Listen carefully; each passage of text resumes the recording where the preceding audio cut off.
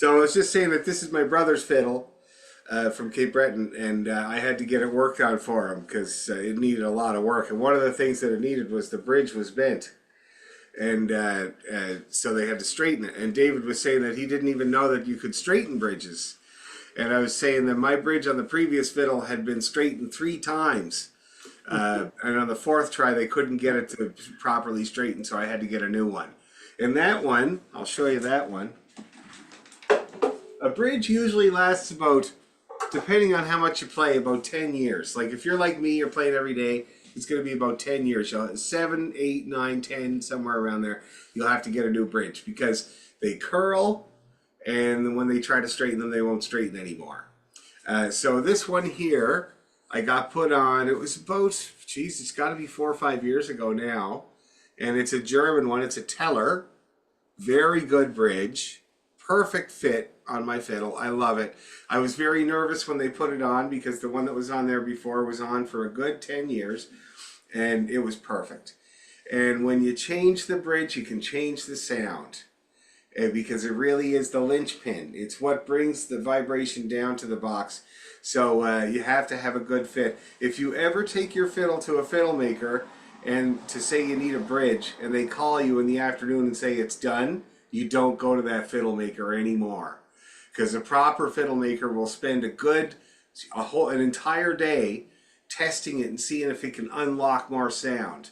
So when I had my new bridge, they had it overnight. They had it the whole next day. And apparently the guy, Troy is his name, he just kept putting the strings on it and trying it over and over and over. And he got to this point. And I did not need any adjustment on that at all. Now on my dad's fiddle, which is not here, it was a very odd shape because the bridge was crooked. And so when he put the new bridge on that one, does anybody want an ice cream? Can't have it, so. Anyway, when they put the new bridge on that one, it was one with a pickup. And his bridge that was on there before was just hopeless. It was bent over, straightened a couple times. It was hopeless. So they put this new one on. And when he took it down to me, he was like, here you go, but you're going to find that it's too high because of the weird fingerboard. And he showed me that the fingerboard was crooked. It was all leaning over to one side, which I never noticed in my life. And he said that you don't want to try to fix that because something like that, you try to fix it, it's never the same again. And he was like, does it work? I said, yes, it works. So that means you deal with it on the bridge. So he gave it to me and it was quite high. And I think I went back 3 times because I was doing gigs and he said, you'll notice on the double stops, you'll go to play the double stops and you'll sink down and you'll either feel like it's too far or not far enough. If it's not far enough, we're in trouble because that's too much taken off of the bridge. But it's probably, too far. So I had to go in 3 times, then it was the right height and everything was good after that. See what I mean? I've never had to go in for this one. Sean's fiddle here, I call it the Nazi because it was built in Germany during World War II. So it's a real Nazi. Anyway, its bridge was really curled and very flat. Now it is flat. If you look at the profile of that bridge, okay, and you compare it, my German, I always use my German as an example because it's exactly what a violin should be. And here's the curve on that. You can see them side by side. Yeah. Let's see if I can show you here. See that? Yeah. It looks pretty even all the way along instead of the dip on the treble string. That's correct. Yeah. Yeah. Now, he likes it like that. And I asked him about it because I've been playing it because this is the one I use for loud bar gigs. And I played on Toronto Island on Saturday outside and I needed it. And it's much better now. But when I was first playing it, it felt so squishy. Like it felt like walking on a waterbed, And I asked him, I was like, do you like it like that? And he was like, yeah. So whatever, man. Now, the other thing they said at Heinel is that it's a very low profile of fingerboard. You see that? It's very low to the fiddle. So they were basically saying, if they were worried about the bridge not straightening because of the pickup element in it. They said sometimes that it makes it not work.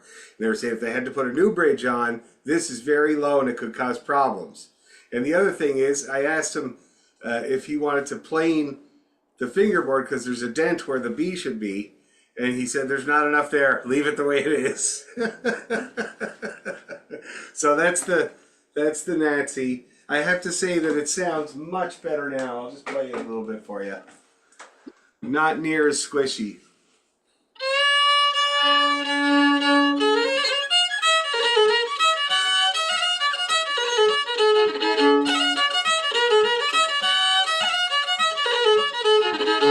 See that? Now, if you compare that to the German, though, the good German. This was made in West Germany. You know, that's the good one. You know what I mean?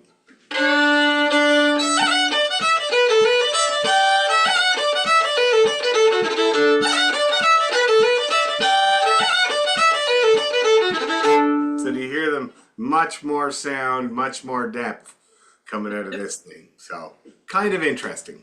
The first one's kind of bright. It's bright and thin. And that's the common problem with these factory ones from that time period.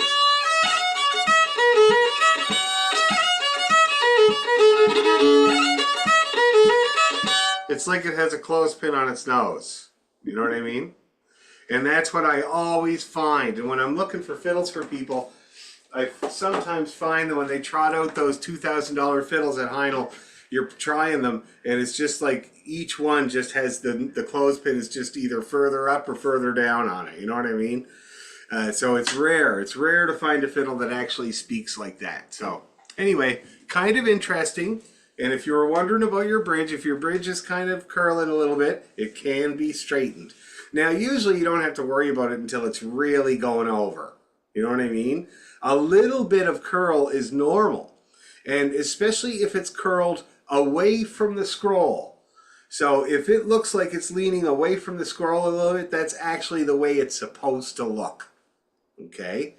So, and they say that if it curls that way, you leave it go for a lot longer than if it curls towards the scroll.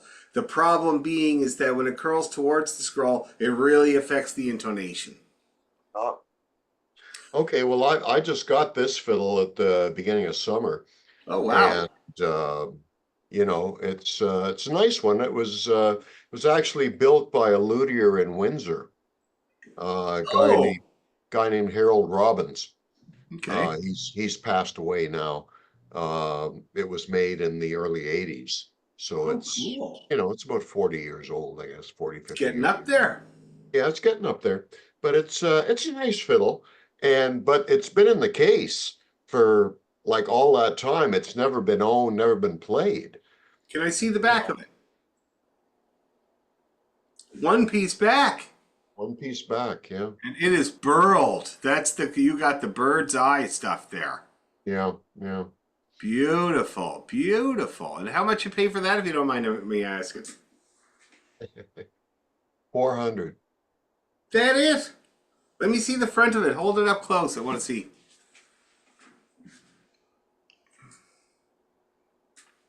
Nice. Nice piece of wood. It's a chunky one, eh? It's kind of fat. Yeah, yeah, it is. You know, hold it like that, you can see that it's, you know, got a fair bit of body to it.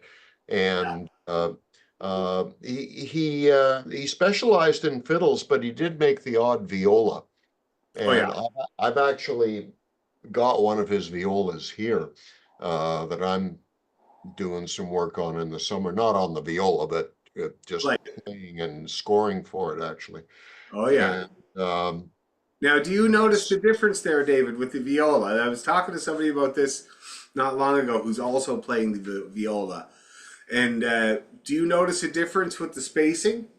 yeah, a little bit. Yeah, it's a bit of a stretch.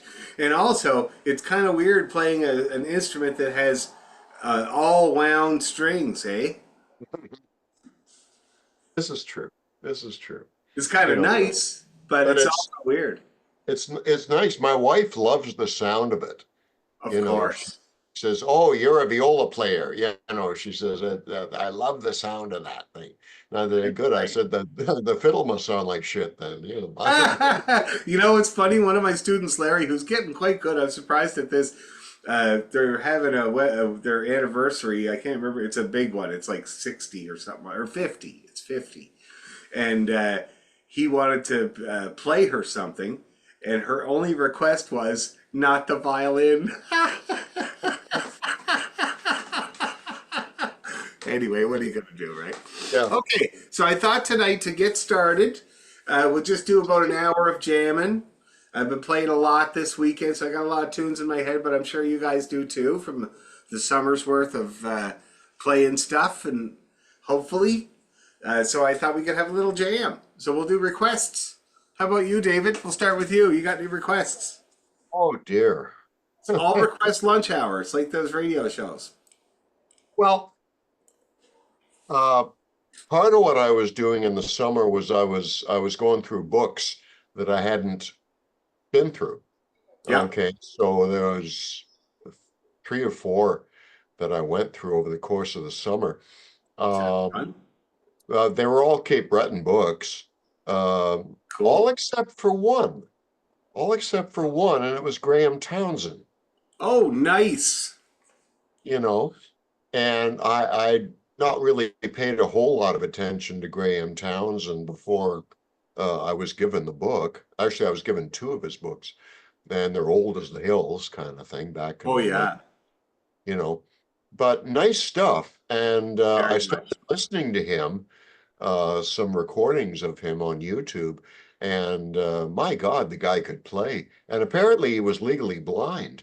I didn't realize that. Jeez, I So. didn't really know that, but it's that's funny. But he was a guy that my dad and my brother would have admired quite a lot, and we played a lot of that kind of music. And we used to get. I was talking to somebody about this earlier, who kind of is into that as well, because she's trying to get B flat really good, and certainly that would be right up Graham Townsend's alley, and his wife. And I know some of the kids that learned from him that went on to be grandmasters as well. They're not kids anymore.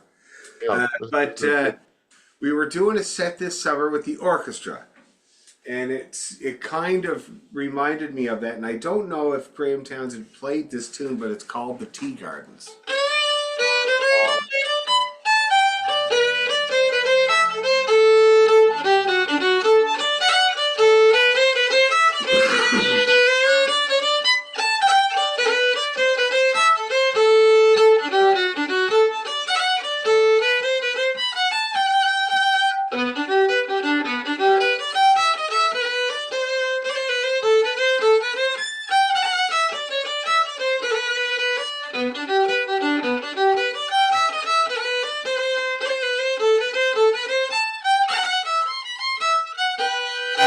Great tune.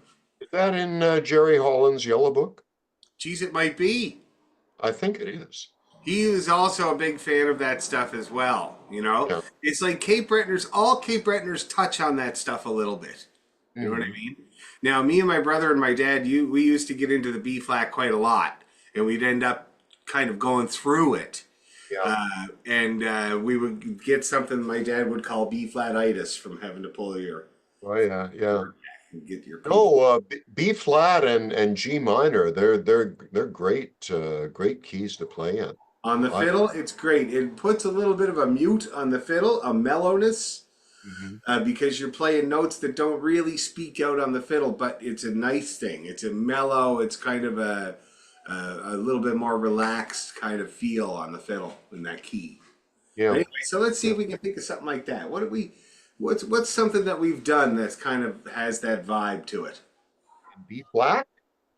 Well, no, just the Graham Townsend vibe. Oh, well, do you want me to go up and get one of the books and bring No, it no, down? that's okay. We can think of something. Actually, do you want to take a look at the tea gardens? It's really easy and extremely good Um, practice. just let me go up and I'll get Jerry's book and I'm Sure, pretty and I'll sure send it's it in to you there. guys because I have it right That'd be here. great. I have her ready to go. And you'll be next there, Paul, because Susan already had her chance there last Wednesday. That's right. Isn't that right, Susan? I'm still living with Tommy Peoples. That's right. So did you do anything interesting this summer with the music there, Paul?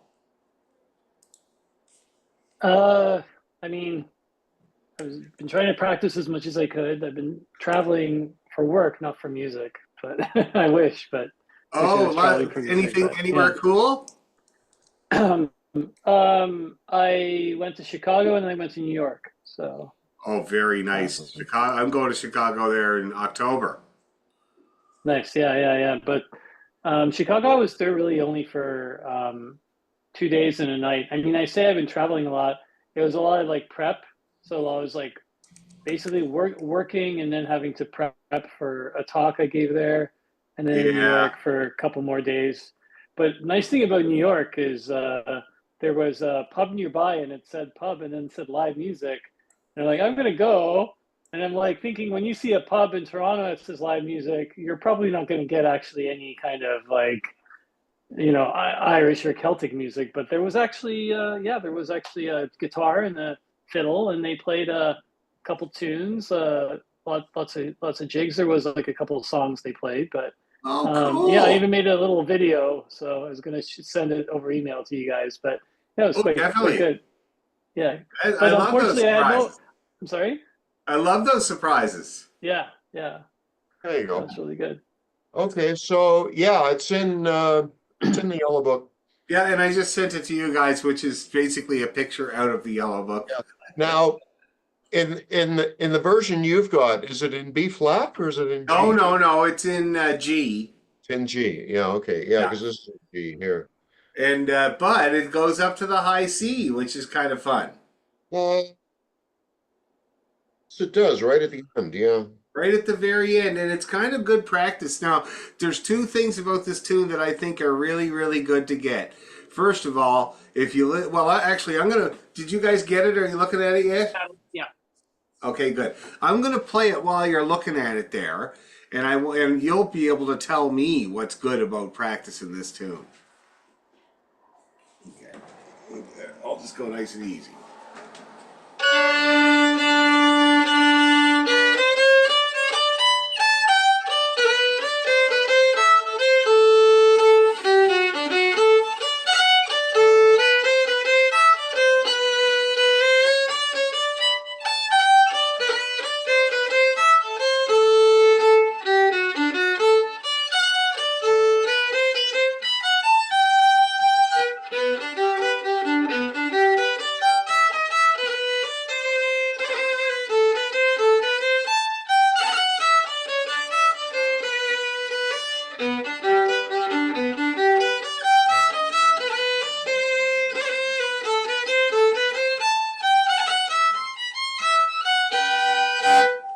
Okay. So first of all, it's delightful. I love it. It's a great tune, and you can hear that arpeggiation, Yes. key of G, and not only is it arpeggiation, but you're basically almost using the entire fiddle all the way up to the high C. Also, practicing your high C. Everybody that I know that complains about their high B, when I make them play high C, they never complain about high B again with the pinky. Now, and you use your pinky to do it. Look. See that? That's what you do there. You three, Yeah. 4, 3, 4. Anyway, so why don't we try it? We'll just go through it. I'll show you the phrases, and we'll give it a go. Now, make sure I just got to make sure Jerome flips over the chicken fingers. Jerome, flip over the chicken fingers. Jerome, did you flip over the chicken fingers? But did you flip them?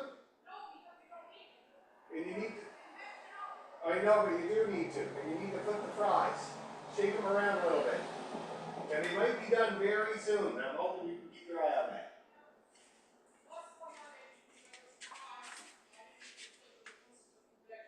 Just humor me. Just humor me, please. It's great having a chef for a kid. He points out when you're wrong. Okay, let me get this up on my screen here. Damn gifted. He started a computer club, or it's not computer club, robotics club at school today, though. and it's really good. The robotics lab is unbelievable. I can't believe it, actually.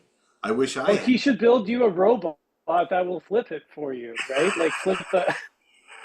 She tell him like, there you go. Like, You know what he did though? He built this little. He's working on a robot called Abel, and okay, he worked on the prototype for the arm, and he made a little robotic arm that follows the joystick and can go calls him little guy. Made it out of bamboo skewers. It's really good. I'm really impressed. Anyway, okay, so now we're in the key of G. You can see in the first bar there's a C sharp, but that's just an accidental. It's just for fun. So, and it's a really easy phrase.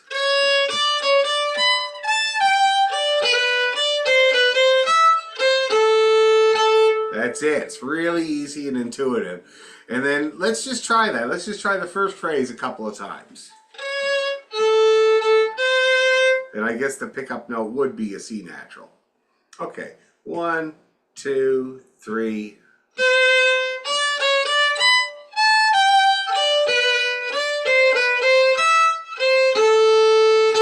Let's do it again, a couple of times. Ready, 2, 3.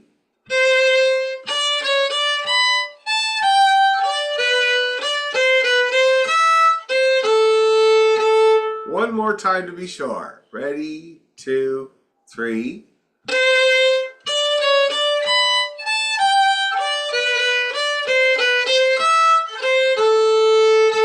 Now the next part kind of switches to a D chord, as you can see there.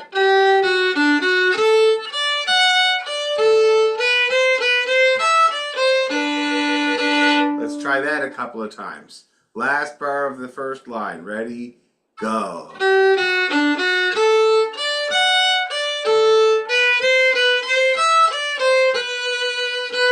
Okay, let's do that again. Ready, go. Oh, whoops. Ready, go.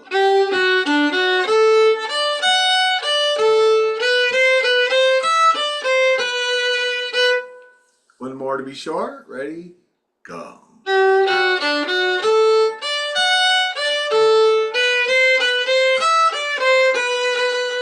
Okay, then we do the first phrase again exactly. So let's just go ahead and do that. We already know it. Ready, go.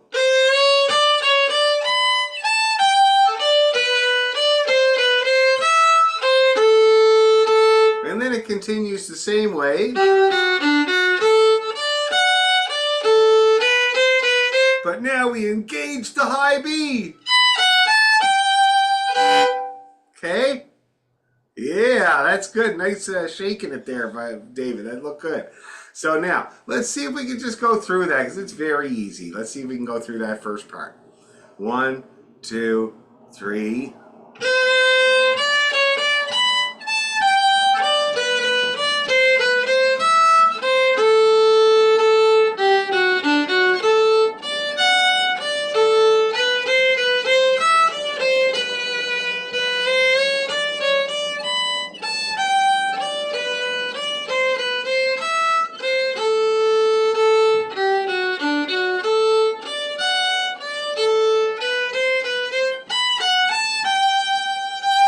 Okay, is that working? Easy, eh? Let's do it again.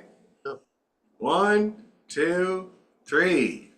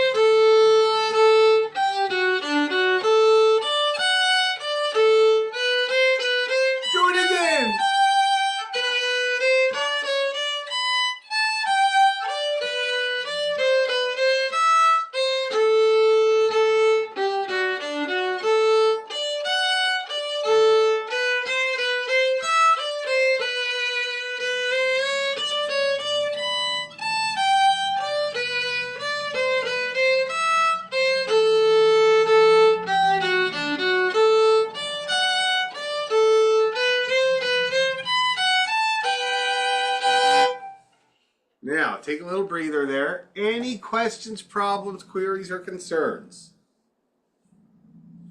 No? Pretty Thrills? straightforward. Thrills? Now it's a good question. Well, okay, so there's a couple. You see where it says TR? Means trill, as you know, but we don't do trills in our music. An actual trill is, you know, that crazy. And I just heard somewhere the origin of that. I watched a really interesting thing today while I was folding laundry. And it's the origin or invention of the violin. It was on YouTube. It's only a half hour because the invention and development of the violin could take hours and hours of video, right? But this was only a half hour, so it was a nice overview. And they were talking about the difference between the violin and the viol, which came before it. One of them was the ability to do a trill. Because with the viol, your finger would never make it to all the way to the fingerboard, and it would sound like this.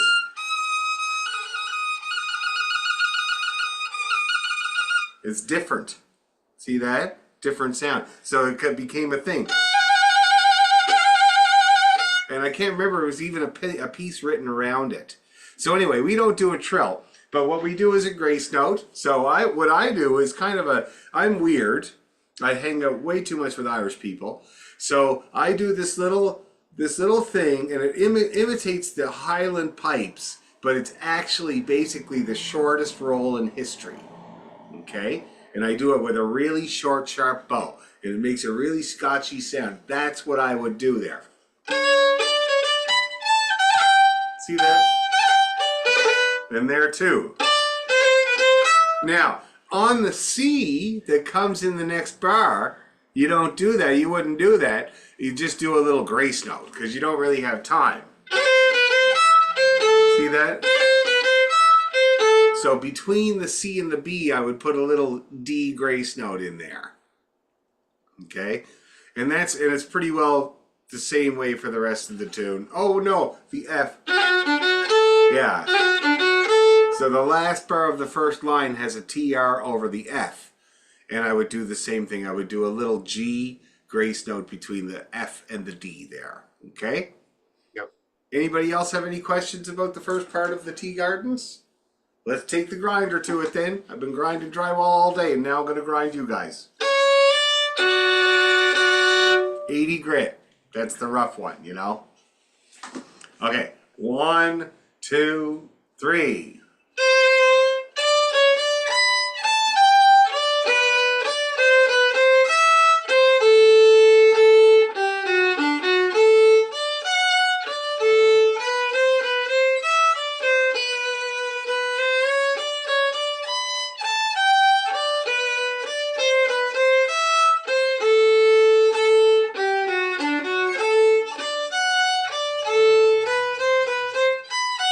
Again.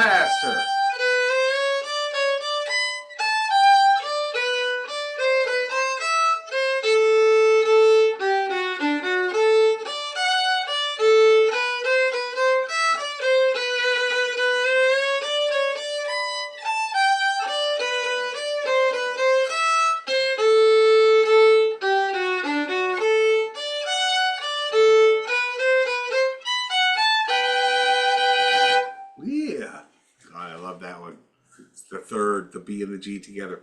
Now, the second part is really, I love it. It's really fun. It starts on the low B, but it's just arpeggiations. That's all it is for 2 bars.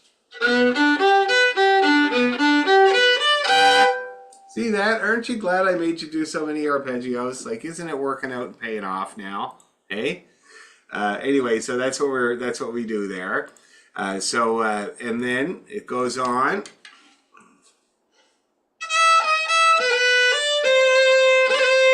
It's kind of the same theme as the beginning. Goes to a C, you know, and then it got this little kind of.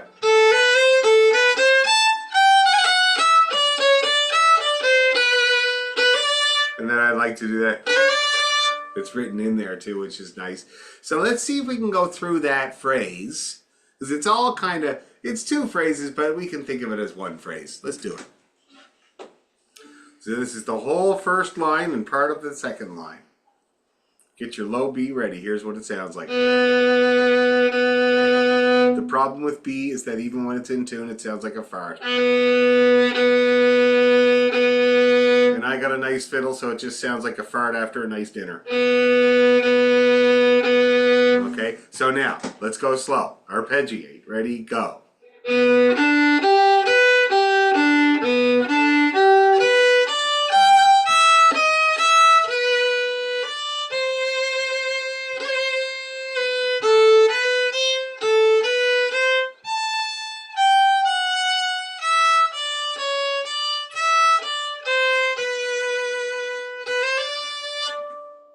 Okay, and watch that C sharp, C natural there. You want to make sure you get that really nice and clear because that's kind of what that bar is selling.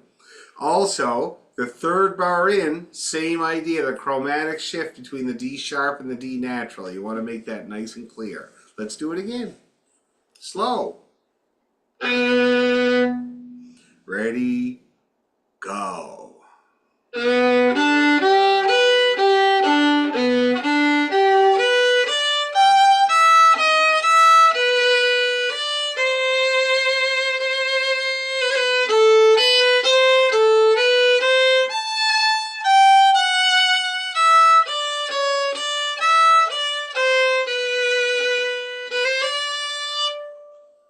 Is that working? 1 more go. Ready, go.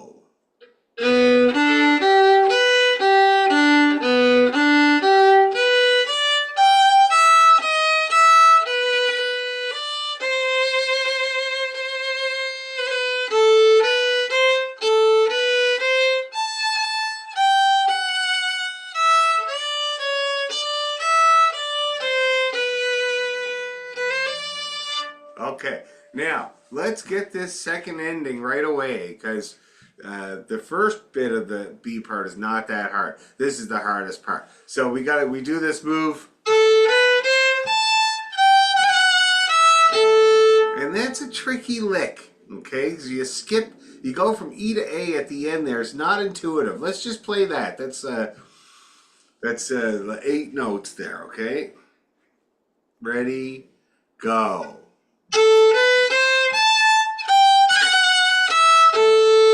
Do that again. Ready, go.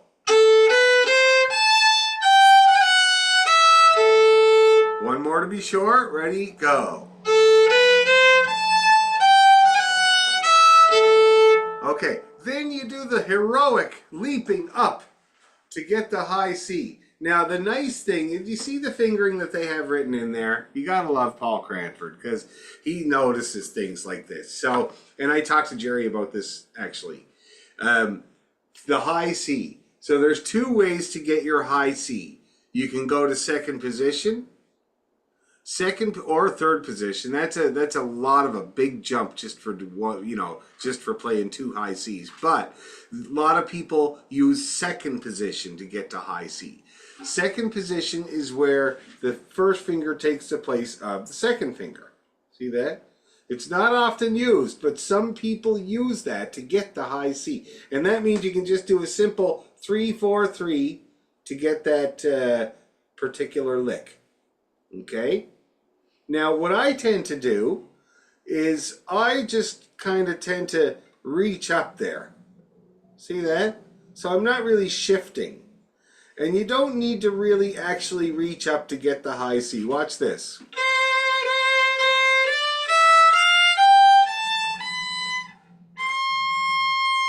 See, that's actually a little sharp. And it's because you got to remember, every finger can stretch, just like your third finger playing an A. See that? Or your second finger when it's high. Every finger can stretch, and so can the pinky. And it just happens that up here, when you stretch it, there's no black note between B and C. And so you get the C. See that? Now, so what I do is, I leap up a little bit with the third finger, hit that B, and then it's a simple move. So it's basically second position without the big dramatic jump. Okay? Or a little hop. A little tiny, like, you know, when you're trying to paint and you're like, oh, I can get that. I'll just have to do a little hop and get it. You know, that's what you're doing there. Okay? So let's see if we can do it. Okay, so you're going to leap up with your third and get that B, and that's where you rest your hand. 1, 2, 3, go.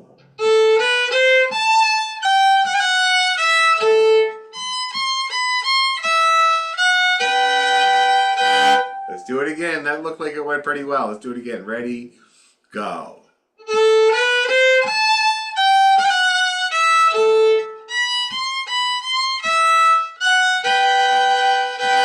Now that time when I did it, my C's were weak sounding. And it's because I didn't have the right pressure down and it was a little bit flat, basically.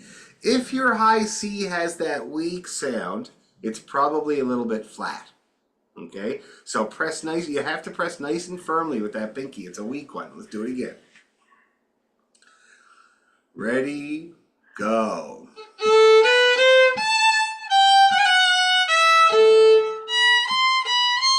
That's better. Do it again.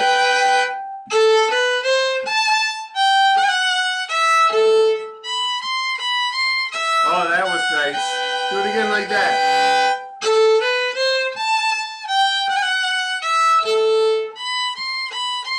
Oh, getting better.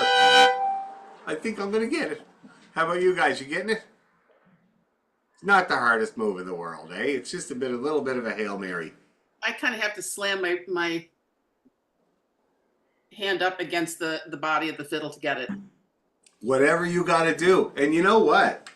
When I was learning how to go up to third position, you know, which is where the first finger takes the place of the third finger, my teacher at the time, who was a really, really brilliant guy, he told me that when you're shifting, you got to find first contact. Absolute first contact. So, and for me, it would seem that when I go up there, there's a certain part of the heel of my hand that touches the fiddle, and I know I'm there. I stop. See that? So that's good. It can be good. So if you notice you have to, your hand has to hit the fiddle for you to get it in tune, go with that. Okay? All right, let's try this whole second part now with the second ending instead of the first ending. Fit her in.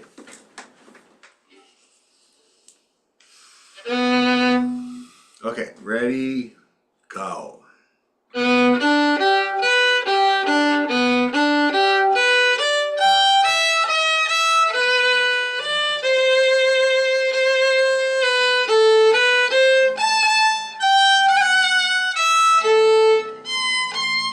Oh. I cut myself there, I was so sharp. Just like you doing the bow, Susan. I cut myself on my own note. Okay, let's do it again. Give me another chance to redeem myself. Ready, go.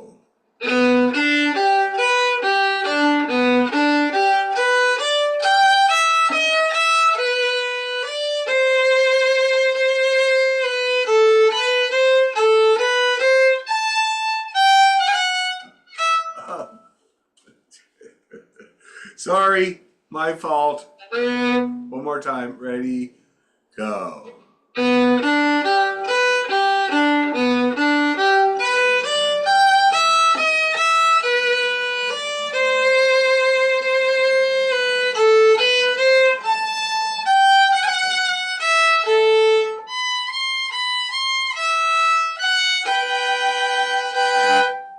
how you get the the nice thing is that open A right before you hop up, because although it's not intuitive to the melody, it gives you a chance to get your hand up. You use that open A to shift, okay, and it's a whole quarter note, so it gives you some time. Yeah, and I can see you doing that. Oh, if you're doing third position shift, watch this exercise, and I'm glad I'm recording. A Russian guy showed me this once, and it's such a valuable way to get third position.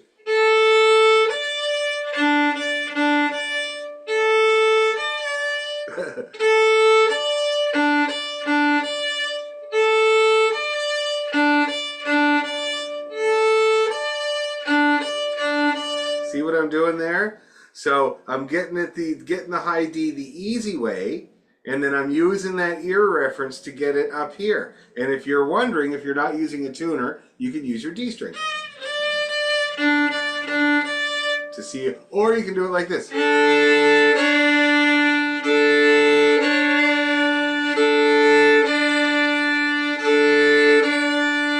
that? In a very intuitive way. Now, when I go up there, I have these references, like I told you, the heel of my hand, also the width of the neck. I know when it feels too wide. See what I mean? And I know when it feels too narrow. So, anyway, so those are little helpful tips to get up to the high, what my friend Kim used to call the dusty end of the fingerboard. So let's try now both times through the B part. Okay, both times through the B part. Okay, ready, go.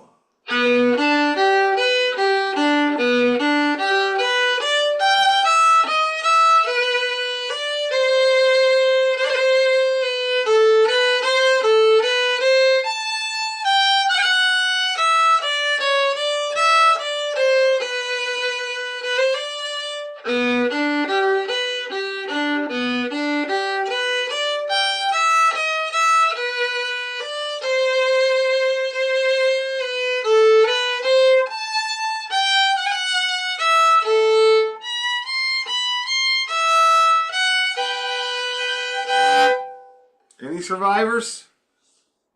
Mm-hmm. Good. Let's do it again.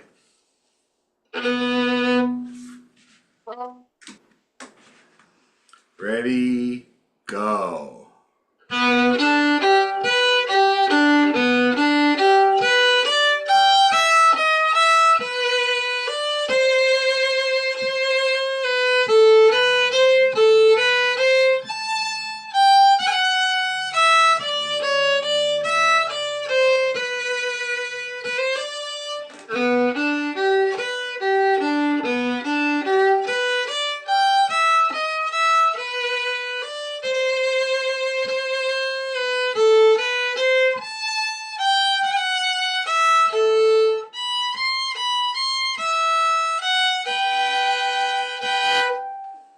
Geez, everybody looks reasonably pleased with themselves. No problems? What else have we played by Agnes Chisholm?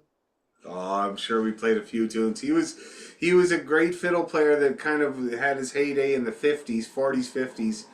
He was on the radio. That's where I heard him playing Telecarum. He was legendary. But I'm going to tell you something. His brother, his younger brother, who's still alive, his name is Cameron Chisholm, and he is such a wicked player. You can hear him on YouTube. There's actually a really great podcast, and it's called The Heckler. Okay, The Friendly Heckler, it's called. And it's this guy, and he interviews Cameron Chisholm, and it is a delightful interview. He talks about how him and his brother both learned from their mother, who was a great fiddle player, and his mother used to send them out to the woods to collect tree sap for the bow, and he realized later in life that it was bullshit just to get rid of them. He had all kinds of stories like that, but what I loved was the way he made the connections between what he and his brother played and his mom and the Highland pipes, and the huge connection there, how they learn their music from the pipes, emulating the pipes. It's such a great interview, but Cameron is a wicked player. He was basically a recluse for like 20 some years. He lived in Toronto here. He was a school teacher. He did different jobs. But now he's coming out and he's playing again, and it's just delightful to see him. He's such a great player and a great guy. But I definitely recommend that podcast. It's on YouTube. So it's a video. You're watching it. He plays tunes several times, and the stories are so good. Anyway, I've distracted you enough. Let's try her from the top, right from the top. I didn't expect to learn a new tune tonight, but I'm delighted. Oh, and I'll give you the backstory before you get into it. Something to think about while you're playing. The Tea Gardens was a Chinese restaurant in Sydney. Okay? And it had all kinds of different names over the years. When I was in the 80s, it was called the Peking Restaurant, and they closed it down for recycling rice. It's true. It was a huge scandal. Okay, here we go. 1, 2, 3.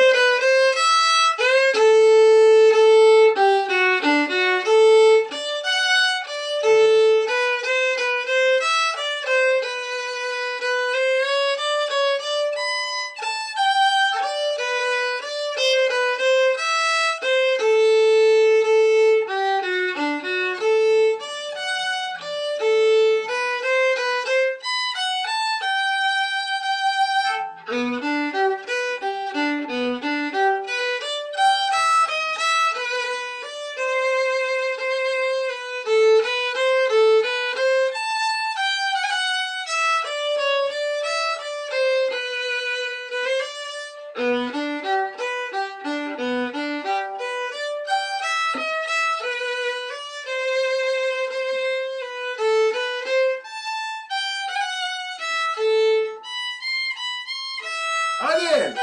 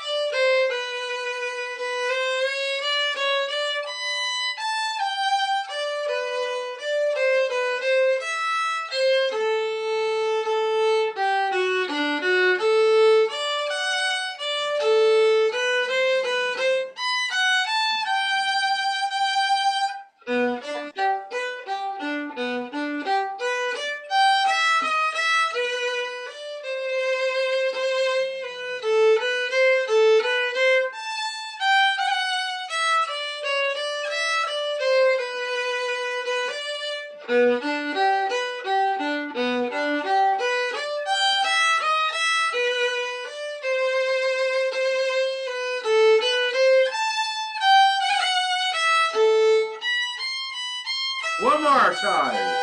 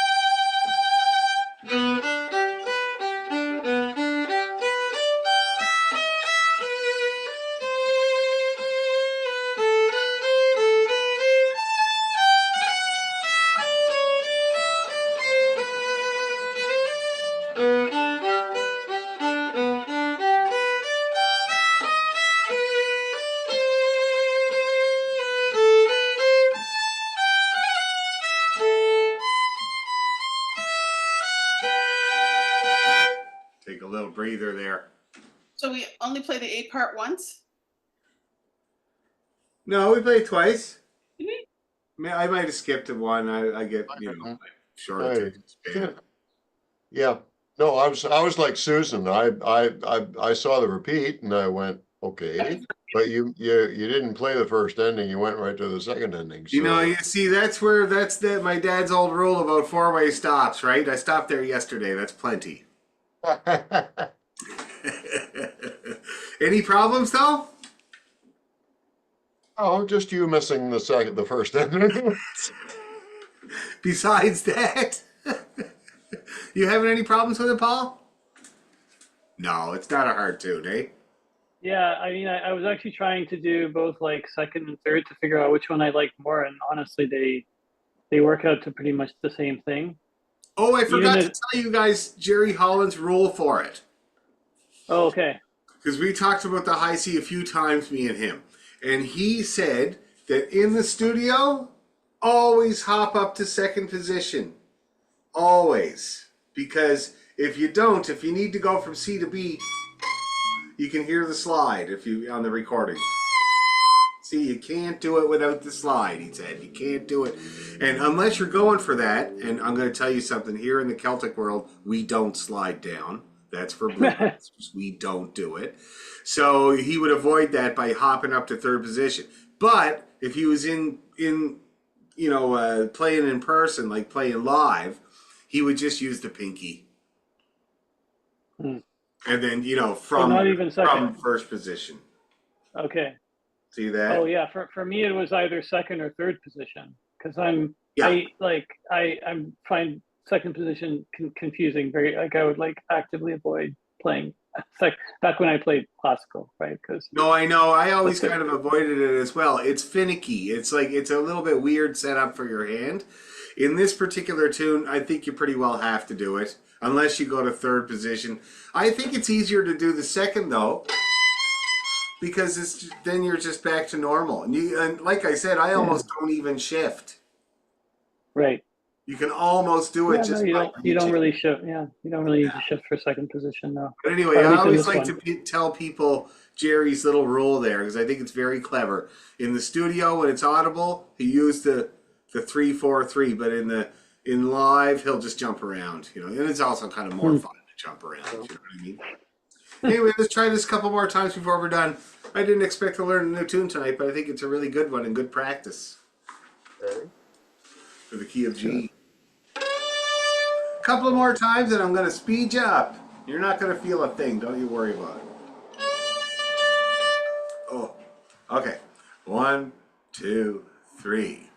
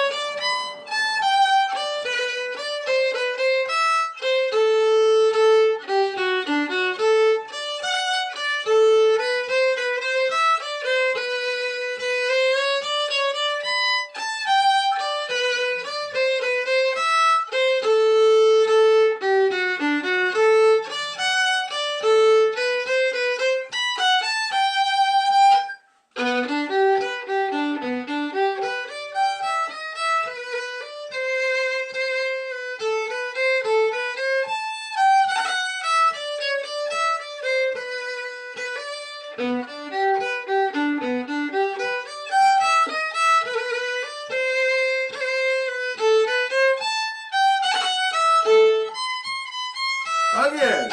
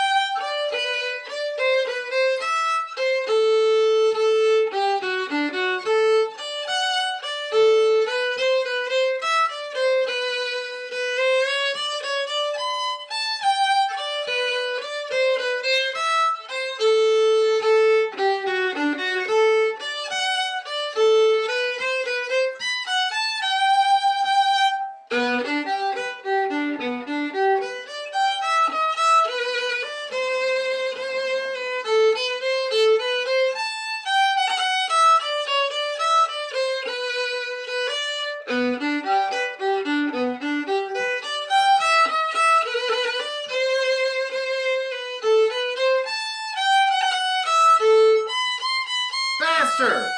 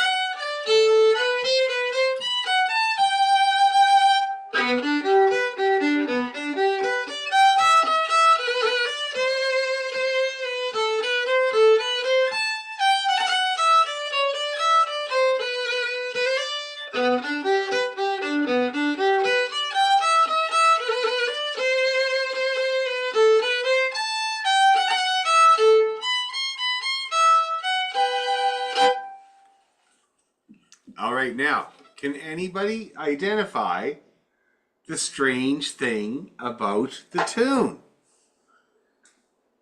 People so happily pointed out that I had missed, that I didn't repeat the first part, but if you look closely at it, what's going on that's weird with it?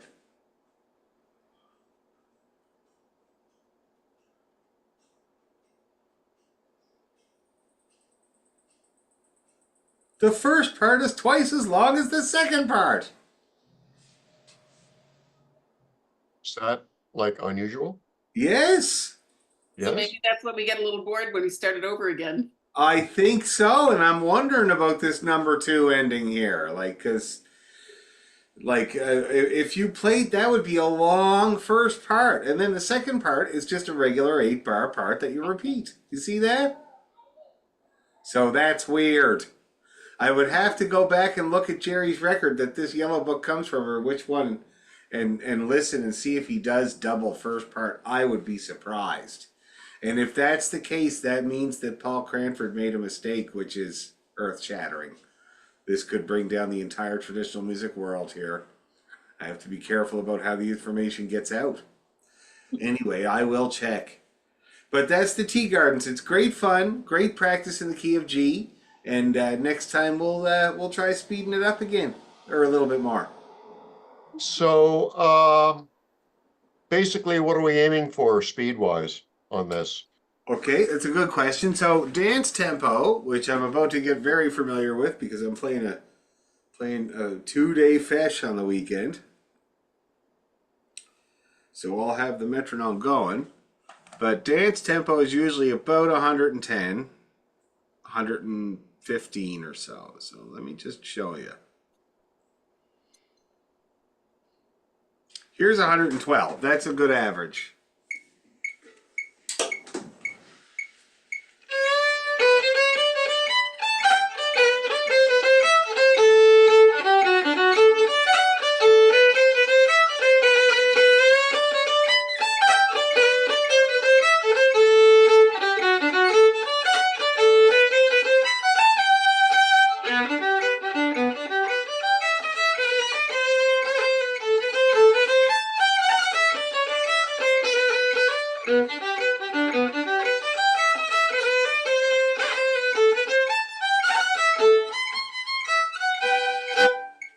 Up there. So I think we could do it, definitely. No question about it. Just needs a little getting into the brain and a little smoothing out, and we'll have a crack at that.